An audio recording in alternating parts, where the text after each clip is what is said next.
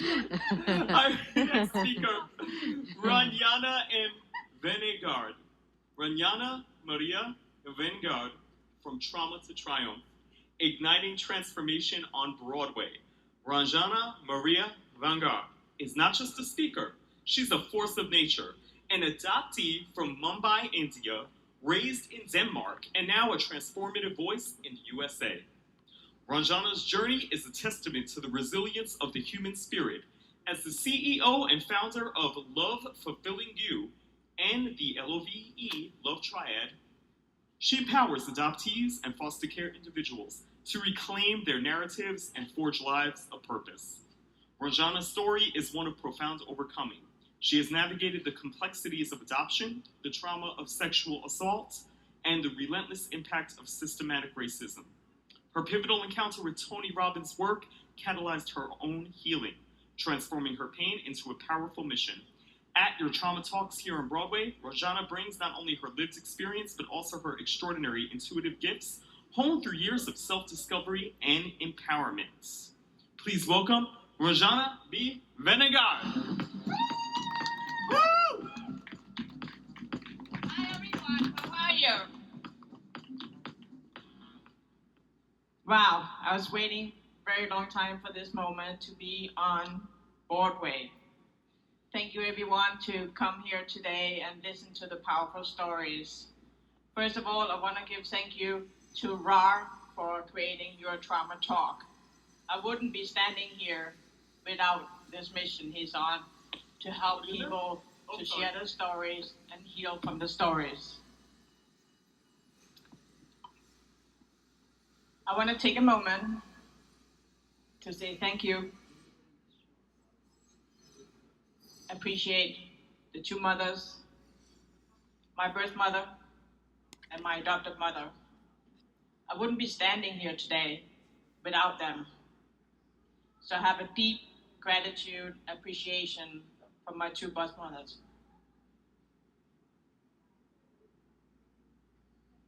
My name is Ranjana. I'm adopted from Mumbai and adopted to Denmark.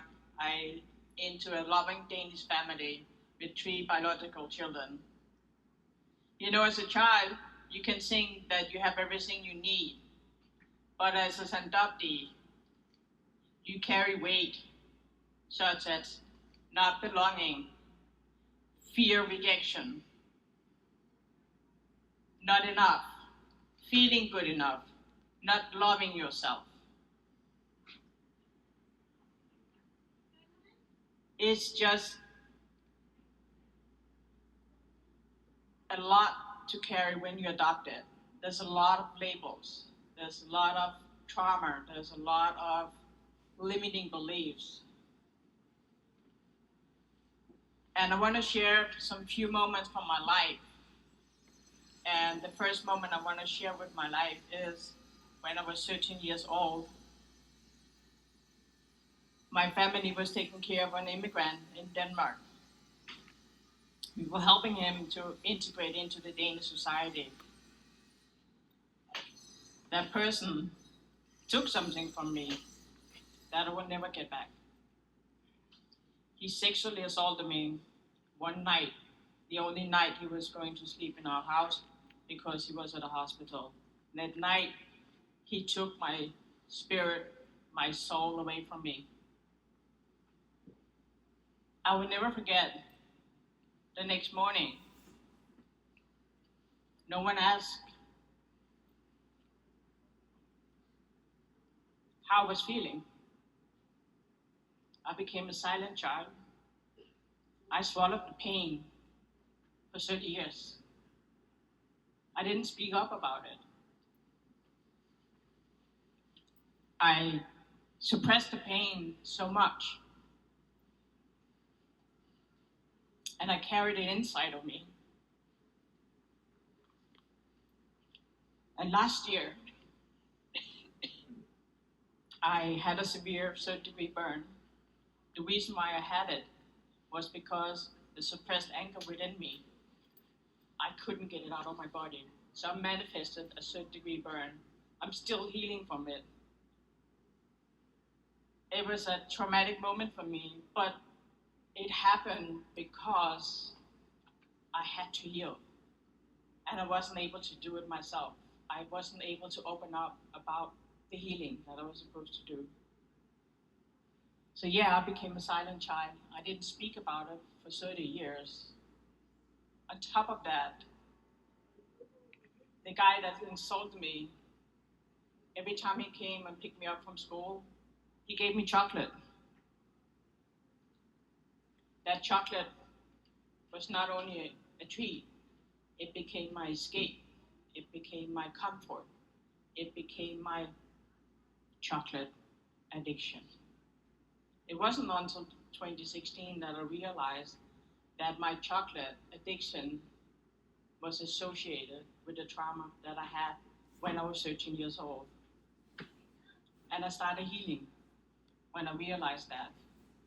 I was craving chocolate like crazy, and I never understood why. But 2016, that was the moment where I had my awakening about the chocolate trauma that I had and the addiction. So that was just one big moment for me to heal from. But being adopted comes with many labels. Because I had the sexual assault, I was afraid to go back to India.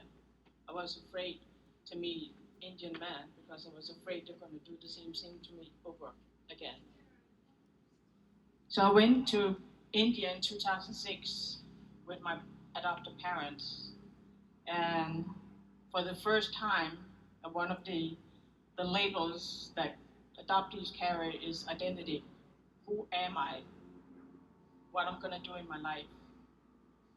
And when I went to India, I met the culture of the Indian people. I saw the goodness of who I am. For the first time in 2006, I accepted my color. Something happened on the beach the day before we were going back to Denmark. And we were swimming in the Indian Ocean, my mother and me. And suddenly, we were surrounded by 6 men. My mother was already on the beach, so I was alone in the water and was trying to get out of the ocean. The Indian Ocean is really wide. So I was alone in the water, but 6 guys, they surrounded me in the water. I don't know, I was so scared that I couldn't breathe, but I just ran out of the ocean. I ran to my mom. I said, just get me out of here. So for a very long time, I've been afraid for meeting Indian men. I've been afraid to talk to them. Another moment I want to talk about is basically why I came in to do personal development. In 2010, I was in Bangkok. I was going to travel for 3 weeks with some very dear friends of mine. And I went there a couple of days before they were arriving. And I went out to see some temples and things like that. But I was having this moment of feeling alone.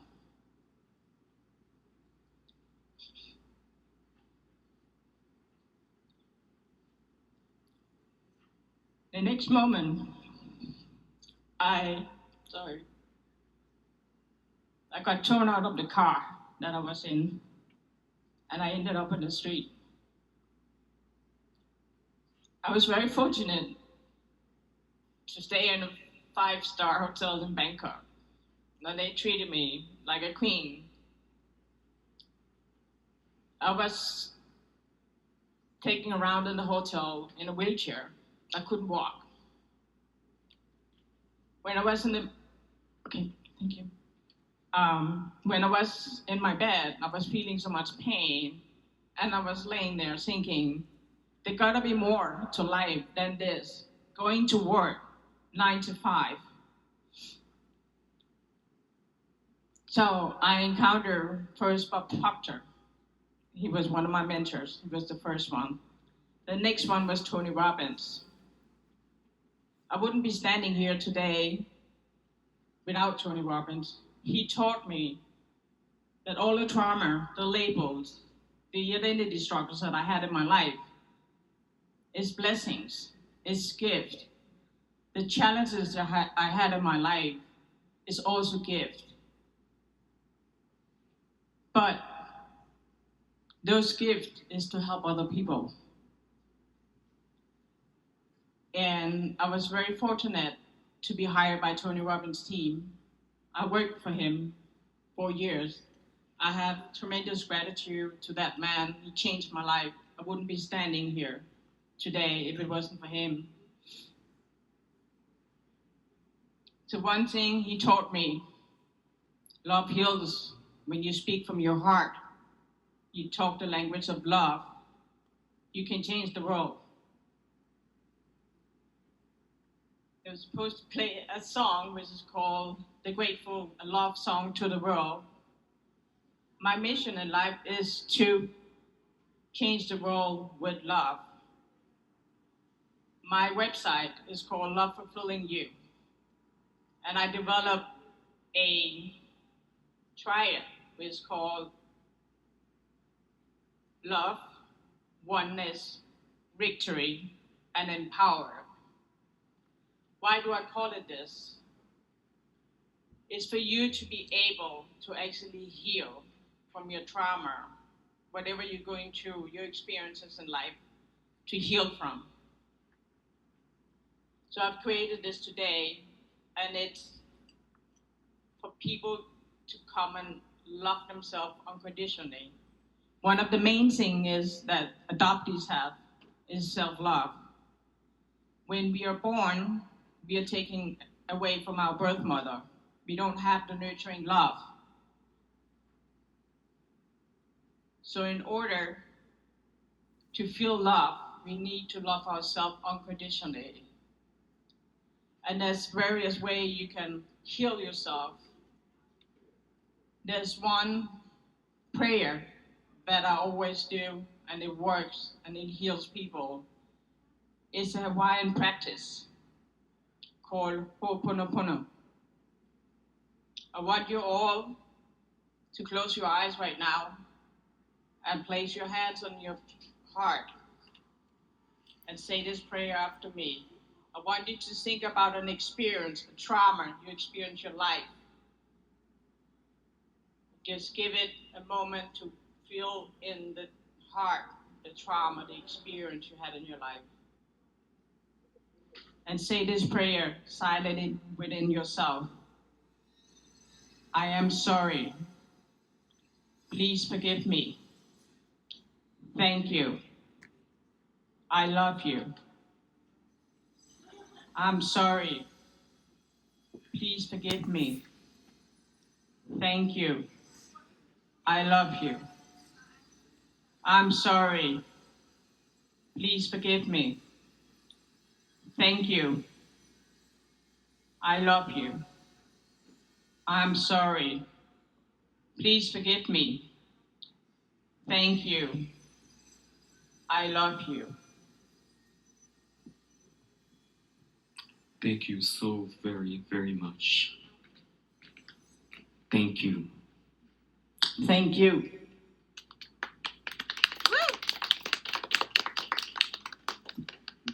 Very effective. I was just listening to what you were saying. Anybody in the audience have any questions, comments? All right. Sure. Let me bring it back. Thank you.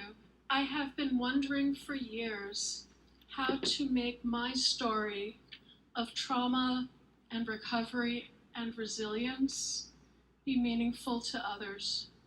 And you gave me some wonderful ideas and directions for how I can make my story that much more meaningful, not just for myself, but for others. Thank you.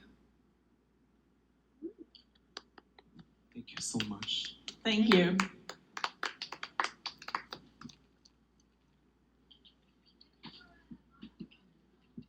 Sure. So it would actually. Would you mind coming? Can you come up to? here? Sure. Thank you.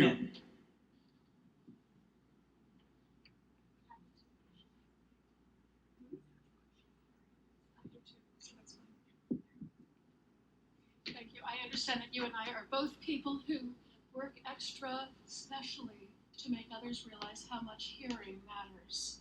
And to be hearing and to be listened to are not the same. Yes, that's true. So hi all, I'm wearing these for hearing. So what was your question? Thank you. My question was more in thanks, but to ask it in terms of a question. I have for years been asked to write my book, to give my courses, to do all these things, and I look forward as a new member of this community to finding where I fit and how I might offer more. But what I experience so much from you is recognizing how my story, my trauma, my recovery, my resilience and discovery of ways from all of those to come through to how I can be that much more available, not just to myself, but to others. Yeah, I just really appreciate you. Thank you for saying that. I really appreciate that from the bottom of my heart. Yeah. It's my mission to change people's lives. And thank you. And I do it with help one person at a time and share my message to the world, share my love, share my light. We are here to collaborate. We are here to connect one to another. We're here to help each other. But by sharing our stories, we can heal others. And that's why this platform is needed. Mental health awareness is needed in the world right now, more than ever. And being professionals, we have this view from others that we have to be already through the stuff, or put it past us, or put it down, and not to share that we as human beings are not just human doings for other people's sakes, but we need to be able to continue to replenish and restore our own well-being, to be that much more available to others. Yes. Thank you. Thank you so much. Thank you for coming on stage.